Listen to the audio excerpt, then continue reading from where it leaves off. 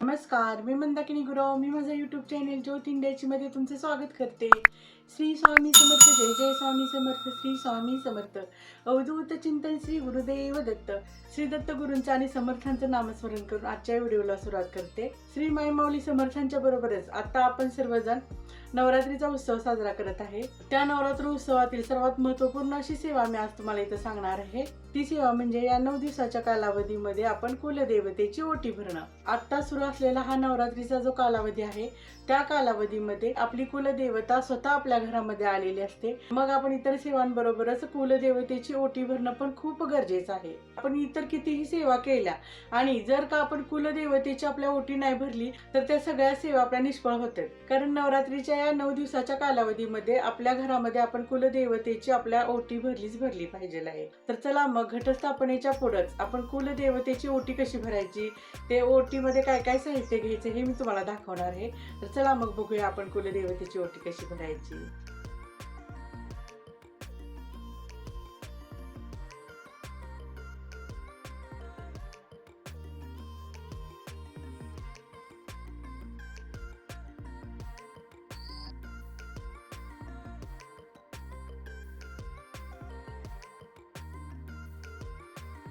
इथं बघा, आता आपण कुलदेवीची ओटी भरणार आहे. ही जी ओटी आहे ती अष्टमीला किंवा नवमीला भरली ना त्याचं खूप असं शुभ फळ आपल्याला मिळतं.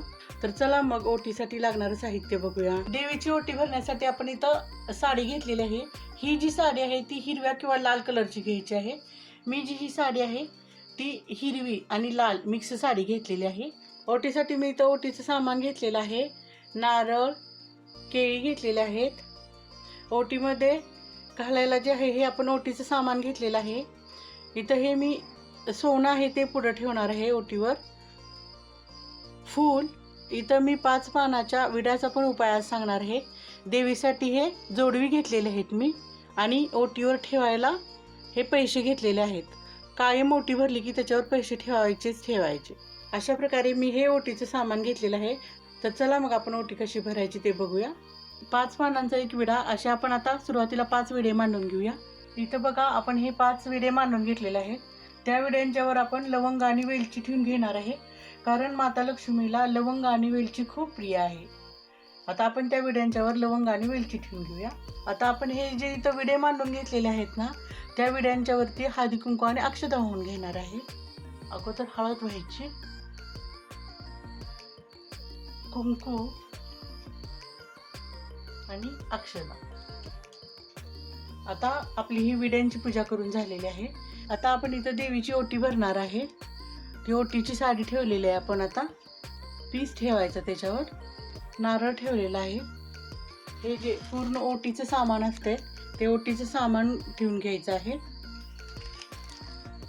हा जो विडा आहे देवीला प्रिय तो विडा ठेवून घ्यायचा पान सुपारीचा. त्याच्यानंतर देवीची जी आवडती केळी आहे ती केळी ठेवून घ्यायची. ते सोनं ठेवणार आहे. देवीला ही जोडवी अर्पण करणार आहे आपण. देवीच्या ओटीमध्ये हे सगळं ओटीचं सामान घातल्यानंतर दक्षिणा पण त्याच्यावर ठेवायला कधीही विसरायचं नाही.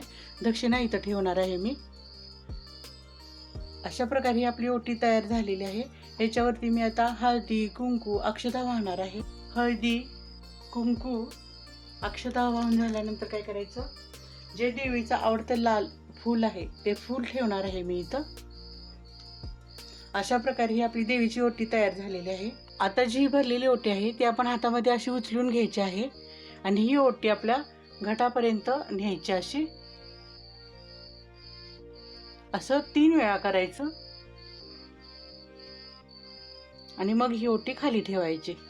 अशा प्रकारे आपण कुलदेवतेची ओटी भरायची आहे. ही कुलदेवतेची ओटी भरल्यामुळे आपल्याला घरामध्ये भरभराटी, सुखसमृद्धी, यशकीर्ती प्राप्त होते.